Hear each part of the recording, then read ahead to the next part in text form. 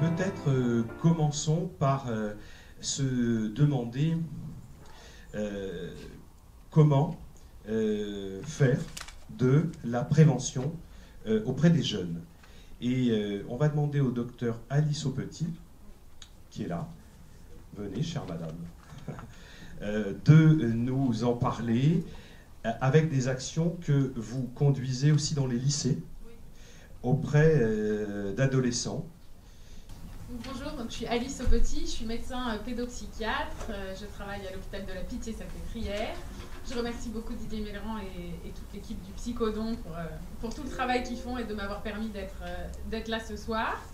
En fait, avant de travailler à la Pitié-Salpêtrière, j'ai travaillé à l'hôpital Sainte-Anne dans le service du professeur Krebs et du professeur Gaillard, service qui héberge la fondation Pierre Deniker, qui travaille sur l'information, la déstigmatisation des maladies mentales et pour promouvoir la recherche en psychiatrie. Et donc quand j'étais à Sainte-Anne, j'ai fait ma thèse de médecine sur la question de l'accès aux soins psychiatriques chez les jeunes qui présentent des signes émergents de maladies mentales. Et j'ai réalisé à quel point la prévention c'était vraiment un point crucial. Peut-être à tel point que j'ai décidé de devenir pédopsychiatre finalement, donc vraiment m'occuper des patients quand ils sont jeunes. C'est vrai que dans d'autres spécialités médicales, c'est évident maintenant à quel point la médecine préventive est importante pour les maladies cardiovasculaires. On entend tout le temps ne pas manger trop gras, trop salé, trop sucré. Pour les maladies infectieuses, il y a en effet le sida d'action, les vaccins, les préservatifs, il y a énormément de campagnes. Pour les maladies mentales, jusqu'à présent, il n'y avait pas grand-chose. Donc, je remercie le Psychodon. Et en santé mentale, c'est extrêmement important. Il y a une étude qui est parue en 2014, une étude de la London School of Economics à Londres, donc, qui a montré que 1 euro investi dans le champ de la prévention de la psychose en fait épargner 15. Donc on voit que c'est vraiment voilà, un enjeu majeur, et même sur le plan médico-économique. Donc, comment faire de la prévention en santé mentale? Je crois qu'il y a plein de différentes façons de faire de la prévention primaire ou secondaire ou tertiaire. Moi, je vais vous parler du programme qu'a développé la Fondation Pierre Deniker, qui est un programme qui s'appelle PsyJeune. C'est un programme qui vise à mieux informer sur la santé mentale des jeunes, à prévenir le risque et à permettre un accès éclairé aux soins. Donc, dans PsyJeune, il y a 3 grands volets. Il y a d'abord des conférences de prévention qu'on donne dans le milieu scolaire, dont je vais vous parler. Ensuite, il y a le site web ressources, là c'est le site que vous voyez, donc infopsyjeune.org, où on peut trouver à la fois des informations santé mentale, il y a des fiches qu'on peut télécharger, imprimer en PDF sur c'est quoi la schizophrénie, c'est quoi la dépression, les troubles anxieux, etc.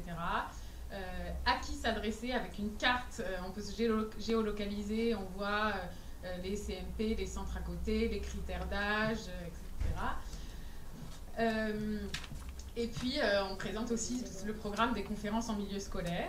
Et enfin, ce qui est en train d'être développé par la Fondation, le 3e volet, ce sont des formations en ligne, des MOOC, là, des cours en ligne, pour les parents et les équipes pédagogiques, pour expliquer un petit peu les bases de santé mentale, expliquer un petit peu ce que sont les principales maladies mentales, quels sont leurs symptômes, comment elles se traitent.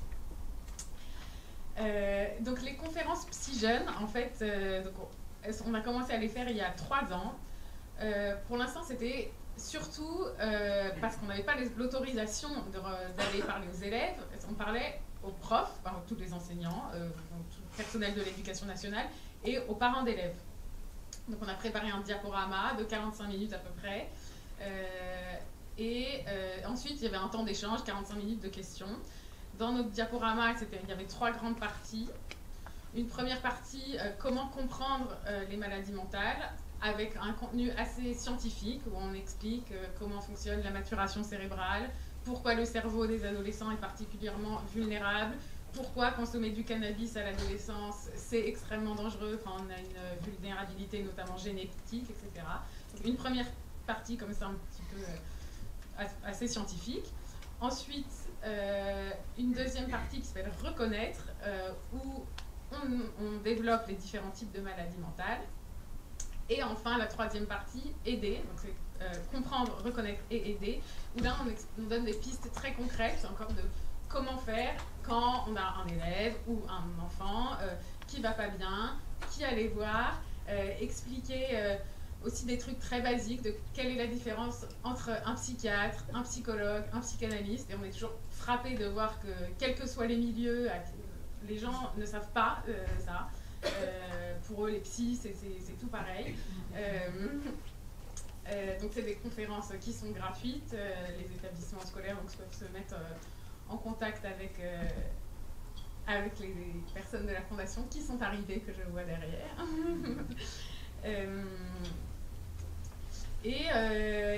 Et ces conférences aussi, moi j'ai vraiment le sentiment, permettaient aussi de déstigmatiser les psychiatres. Parce qu'à chaque fois on y va à deux psychiatres. Souvent des jeunes médecins comme moi, on arrive dans les établissements scolaires, ils se disent déjà que les psychiatres, c'est pas ce qu'ils imaginent. Enfin, on a interviewé des jeunes, ils disent que ça va être des vieilles dames à lunettes avec un chignon très sévère, très méchant. Enfin, ça montre aussi des gens à peu près normaux et sympas, j'espère. Voilà. Et ces conférences ont montré un réel besoin. À chaque fois, il y a une sorte de questionnaire de satisfaction à la fin. Les gens sont contents, les gens disent que c'est important, qu'ils ont appris des choses. Et donc là, pour l'instant, c'est qu'en Île-de-France, mais ces conférences ont vocation à se développer sur l'ensemble du territoire. Et l'idée, donc maintenant, au-delà des conférences pour les profs et pour les parents d'élèves, c'est d'aller parler aux jeunes directement. On avait cette intuition un peu dès le départ que pour parler de prévention, pour parler d'accès aux soins, il faut parler aux jeunes et pas aux parents et aux profs, mais c'est plus compliqué à organiser. Mais on est en train de le faire, notamment parce qu'on a fait une enquête avec la Fondation Pierre Deniker, une grande enquête auprès de 600 jeunes, 600 parents et 200 et quelques profs, pour leur poser des questions aux jeunes. Est-ce qu'ils ont déjà ressenti tel ou tel symptôme, etc. Donc déjà, ce qu'on remarque, c'est que les jeunes, ils sont tous assez au courant de la santé mentale et qu'ils sont très nombreux à souffrir de symptômes d'anxiété. Ils connaissent tous quelqu'un qui a fait une tentative de suicide.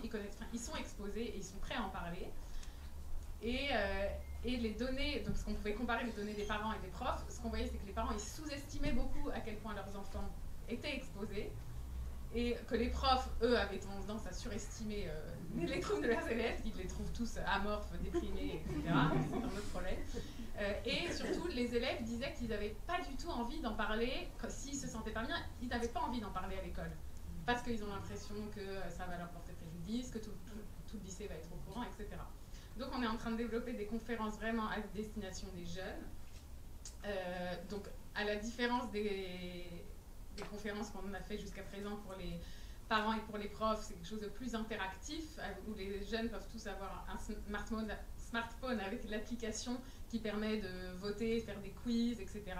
Et avec des questions qui leur parlent, du genre est-ce qu'il y a plus de gens qui souffrent de dépression en France que de followers sur le compte Instagram de Kim Kardashian, ou des trucs comme ça assez rigolos et qui leur parlent avec des exemples de stars qui ont dit qu'elles étaient bipolaires, etc. L'idée, c'est aussi vraiment de travailler sur les représentations de la maladie mentale. Je ne sais pas où j'en suis dans mon timing, mais voilà, c'est à peu près ce que je voulais dire. C'est parfait.